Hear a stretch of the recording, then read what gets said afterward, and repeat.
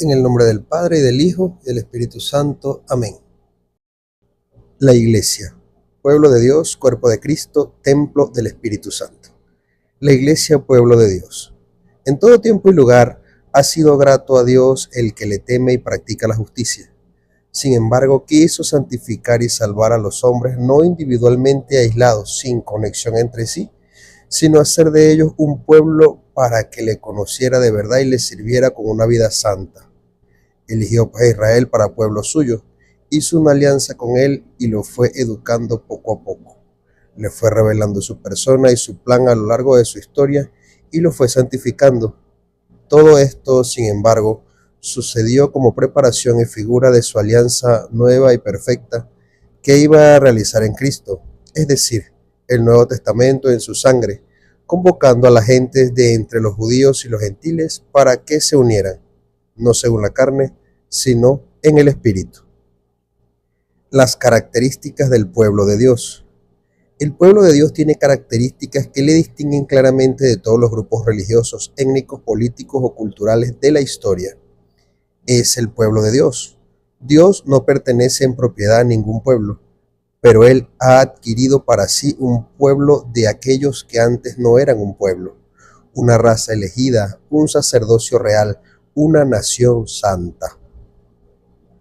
Se llega a ser miembro de este cuerpo no por el nacimiento físico, sino por el nacimiento de arriba, del agua y del Espíritu, es decir, por la fe en Cristo y el bautismo. Este pueblo tiene por cabeza a Jesús el Cristo, ungido, Mesías, porque la misma unción, el Espíritu Santo, fluye desde la cabeza al cuerpo. Es el pueblo mesiánico. La identidad de este pueblo es la dignidad y la libertad de los hijos de Dios, en cuyos corazones habita el Espíritu Santo como en un templo. Su ley es el mandamiento nuevo, amar como el mismo Cristo nos amó. Esta es la ley nueva del Espíritu Santo. Su misión es ser la sal de la tierra y la luz del mundo. Es un germen muy seguro de unidad, de esperanza y de salvación para todo el género humano. Su destino es el reino de Dios, que Él mismo comenzó en este mundo, que ha de ser extendido hasta que Él mismo lo lleve también a su perfección. Un pueblo sacerdotal profético y real.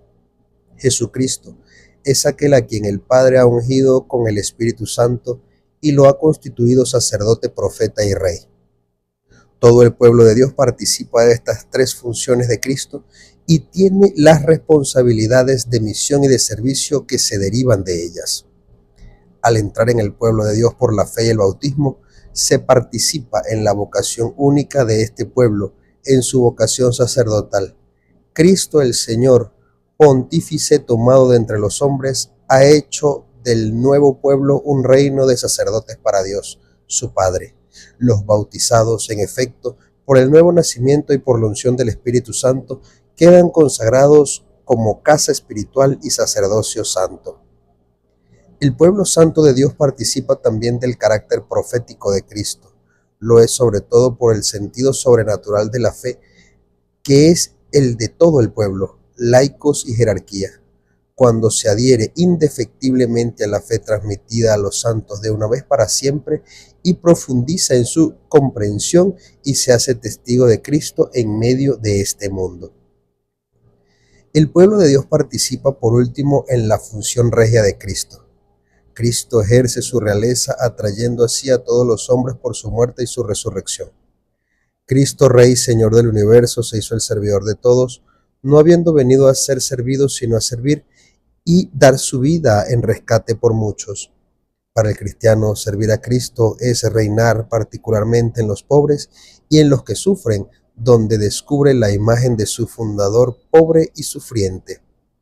El pueblo de Dios realiza su dignidad regia, viviendo conforme a esta vocación de servir con Cristo. La señal de la cruz hace reyes a todos los regeneradores en Cristo, y la unción del Espíritu Santo los consagra sacerdotes, y así, además de este especial servicio de nuestro ministerio, todos los cristianos espirituales y perfectos deben saber que son partícipes del linaje regio y del oficio sacerdotal. Que hay más regio que un espíritu que sometido a Dios rige su propio cuerpo. ¿Y qué hay más sacerdotal que ofrecer a Dios una conciencia pura y las inmaculadas víctimas de nuestra piedad en el altar del corazón? San León Magno. La Iglesia, cuerpo de Cristo. La Iglesia es comunión con Jesús. Desde el comienzo, Jesús asoció a sus discípulos a su vida, les reveló el misterio del reino, les dio parte en su misión, en su alegría y en sus sufrimientos. Jesús habla de una comunión todavía más íntima entre Él y los que le siguen. Permanezcan en mí como yo en ustedes. Yo soy la vid y ustedes los sarmientos. Anuncia una comunión misteriosa y real entre su propio cuerpo y el nuestro. Quien come mi carne y bebe mi sangre permanece en mí y yo en él. Cuando fueron privados los discípulos de su presencia visible, Jesús no los dejó huérfanos, les prometió quedarse con ellos hasta el fin de los tiempos, les envió su Espíritu. Por eso, la comunión con Jesús se hizo en cierto modo más intensa por la comunicación de su Espíritu a sus hermanos reunidos de todos los pueblos. Cristo los constituye místicamente en su cuerpo. La comparación de la Iglesia con el cuerpo arroja un rayo de luz sobre la relación íntima entre la Iglesia y Cristo. No está solamente reunida en torno a Él, siempre está unificada en Él, en su cuerpo. Tres aspectos de la Iglesia, cuerpo de Cristo, se han de resaltar más específicamente: la unidad de todos los miembros entre sí por su unión con Cristo. Cristo, cabeza del cuerpo, la Iglesia, esposa de Cristo. Un solo cuerpo. Los creyentes que responden a la palabra de Dios y se hacen miembros del cuerpo de Cristo quedan estrechamente unidos a Cristo. La vida de Cristo se comunica a los creyentes que se unen a Cristo muerto y glorificado por medio de los sacramentos de una manera misteriosa pero real. Esto es particularmente verdad en el caso del bautismo, por el cual nos unimos a la muerte y a la resurrección de Cristo. Y en el caso de la Eucaristía, por la cual compartimos realmente el cuerpo del Señor, que nos eleva hasta la comunión con Él y entre nosotros. La unidad del cuerpo no ha abolido la diversidad de los miembros. En la construcción del cuerpo de Cristo existe una diversidad de miembros y de funciones. Es el mismo Espíritu el que, según su riqueza y las necesidades de los ministerios, distribuye sus diversos dones para el bien de la Iglesia. La unidad del cuerpo místico produce y estimula entre los fieles la caridad. Si un miembro sufre, todos los miembros sufren con él. Si un miembro es honrado, todos los miembros se alegran con él. En fin, la unidad del cuerpo místico sale victoriosa de todas las divisiones humanas. En efecto, todos los bautizados en Cristo se han revestido de Cristo. Ya no hay judío ni griego, ni esclavo ni libre, ni hombre ni mujer, ya que todos ustedes son uno en Cristo Jesús. Cristo, cabeza de este cuerpo. Cristo es la cabeza del cuerpo que es la Iglesia. Es el principio de la creación y de la redención, elevado a la gloria del Padre. Él es el primero en todo, principalmente en la Iglesia, por cuyo medio extiende su reino sobre todas las cosas. Él nos une a su Pascua. Todos los miembros tienen que esforzarse en asemejarse a Él hasta que Cristo esté formado en ellos. Por eso somos integrados en los misterios de su vida. Nos unimos a sus sufrimientos como el cuerpo a su cabeza. Sufrimos con Él para ser glorificados con Él. Él provee a nuestro crecimiento para hacernos crecer hacia Él, nuestra cabeza. Cristo distribuye en su cuerpo, la Iglesia, los dones y los servicios mediante los cuales nos ayudamos mutuamente en el camino de la salvación. Cristo y la Iglesia son, por tanto, el Cristo total. La Iglesia es una con Cristo. Los santos tienen conciencia muy viva de esta unidad. Felicitémonos y demos gracias por lo que hemos llegado a ser, no solamente cristianos, sino el propio Cristo. ¿Comprenden, hermanos, la gracia que Dios nos ha hecho al darnos a Cristo como cabeza? Admiraos y regocijaos. Hemos sido hechos Cristo, en efecto, ya que Él es la cabeza y nosotros somos los miembros. El hombre todo entero es Él y nosotros la plenitud de Cristo. Es pues la cabeza y los miembros. ¿Qué quiere decir la cabeza y los miembros? Cristo y la Iglesia. San Agustín. Nuestro Redentor muestra que forma una sola persona con la iglesia que él asumió, San Gregorio Magno. La cabeza y los miembros como si fueran una sola persona mística, Santo Tomás de Aquino. Una palabra de Santa Juana de Arco a sus jueces resume la fe de los santos doctores y expresa el buen sentido del creyente, de Jesucristo y de la Iglesia. Me parece que es todo uno y que no es necesario hacer una dificultad de ello. Juana de Arco. La Iglesia es la esposa de Cristo. La unidad de Cristo y de la Iglesia, cabeza y miembros del cuerpo, implica también la distinción de ambos en una relación personal. Este aspecto es expresado con frecuencia mediante la imagen del esposo y de la esposa. El tema de Cristo, esposo de la Iglesia, fue preparado por los profetas y anunciado por Juan Bautista. El Señor se designó a sí mismo como el esposo. El apóstol presenta a la Iglesia a cada fiel miembro de su cuerpo como una esposa desposada con Cristo Señor, para no ser con Él más que un solo espíritu. Ella es la esposa inmaculada del Cordero Inmaculado, a la que Cristo amó y por la que se entregó a fin de santificarla, la que Él se asoció mediante una alianza eterna y de la que no cesa de cuidar como de su propio cuerpo. He ahí el Cristo total, cabeza y cuerpo, uno solo formado de muchos, sea la cabeza la que hable, sean los miembros. Es Cristo el que habla en el papel de cabeza o en el de cuerpo, según lo que está escrito, y los dos se harán una sola carne. Gran misterio es este, lo digo respecto a Cristo y la Iglesia. Y el Señor mismo en el Evangelio dice, de manera que ya no son dos, sino una sola carne. Como lo habéis visto también, hay en efecto dos personas diferentes y no obstante, no forman más que una sola en el abrazo conyugal. Como cabeza él se llama esposo y como cuerpo esposa. San Agustín. La Iglesia, templo del Espíritu Santo. Lo que nuestro espíritu, es decir, nuestra alma es para nuestros miembros, eso mismo es el Espíritu Santo para los miembros de Cristo, para el cuerpo de Cristo que es la Iglesia. San Agustín. A este Espíritu de Cristo como principio invisible ha de atribuirse también el que todas las partes del cuerpo estén íntimamente unidas, tanto entre sí como con su excelsa cabeza, puesto que está todo él en la cabeza, todo en el cuerpo, todo en cada uno de los miembros. Pío XII.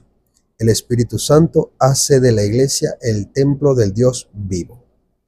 En efecto, es a la misma Iglesia a la que ha sido confiado el don de Dios. Es en ella donde se ha depositado la comunión con Cristo, es decir, el Espíritu Santo, arras de la incorruptibilidad, confirmación de nuestra fe y escala de nuestra ascensión hacia Dios, porque allí donde está la Iglesia, allí está también el Espíritu de Dios, y allí donde está el Espíritu de Dios, está la Iglesia y toda gracia. San Ireneo de León. El Espíritu Santo es el principio de toda acción vital y verdaderamente saludable en todas las partes del cuerpo. Pío XII. Actúa de múltiples maneras en la edificación de todo el cuerpo en la caridad, por la palabra de Dios que tiene el poder de construir el edificio, por el bautismo mediante el cual forma el cuerpo de Cristo, por los sacramentos que hacen crecer y curan a los miembros de Cristo, por la gracia concedida a los apóstoles que entre estos dones destaca, por las virtudes que hacen obrar según el bien y por las múltiples gracias especiales llamadas carismas, mediante las cuales los fieles quedan preparados y dispuestos a asumir diversas tareas o ministerios que contribuyen a renovar y construir más y más la Iglesia. Los carismas, extraordinarios o sencillos y humildes, los carismas son gracias del Espíritu Santo, que tienen directa o indirectamente una utilidad eclesial. Los carismas están ordenados a la edificación de la Iglesia, al bien de los hombres y a las necesidades del mundo. Los carismas se han de acoger con reconocimiento por el que los recibe y también por todos los miembros de la Iglesia. En efecto, son una maravillosa riqueza de gracia para la vitalidad apostólica y para la santidad de todo el cuerpo de Cristo.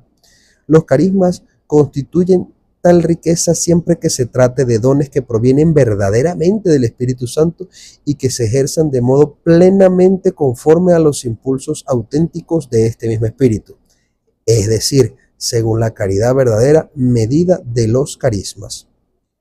Por esta razón, aparece siempre necesario el discernimiento de carismas. Ningún carisma dispensa de la referencia y de la sumisión a los pastores de la Iglesia.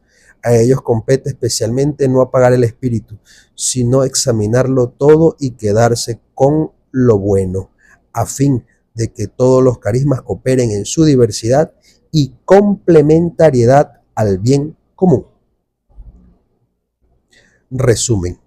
Cristo Jesús se entregó por nosotros a fin de rescatarnos de toda iniquidad y purificar para sí un pueblo que fuese suyo. Ustedes son linaje elegido, sacerdocio real, nación santa, pueblo adquirido. Se entra en el pueblo de Dios por la fe y el bautismo. Todos los hombres están invitados al pueblo de Dios, a fin de que en Cristo los hombres constituyan una sola familia y un único pueblo de Dios. La Iglesia es el cuerpo de Cristo, por el Espíritu y su acción en los sacramentos, sobre todo en la Eucaristía. Cristo muerto y resucitado constituye la comunidad de los creyentes como cuerpo suyo. En la unidad de este cuerpo hay diversidad de miembros y de funciones. Todos los miembros están unidos unos a otros, particularmente a los que sufren, a los pobres y perseguidos. La Iglesia es este cuerpo del que Cristo es la cabeza. Vive de Él, en Él y por Él. Él vive con ella y en ella. La Iglesia es la esposa de Cristo. La ha amado y se ha entregado por ella. La ha purificado por medio de su sangre. Ha hecho de ella la madre fecunda de todos los hijos de Dios. La Iglesia es el templo del Espíritu Santo. El Espíritu es como el alma del cuerpo místico, principio de su vida, de la unidad en la diversidad y de la riqueza de sus dones y carismas. Así toda la Iglesia aparece como el pueblo unido por la unidad del Padre, del Hijo y del Espíritu Santo. San Cipriano de Cartago. En nombre del Padre, y del Hijo y del Espíritu Santo. Amén.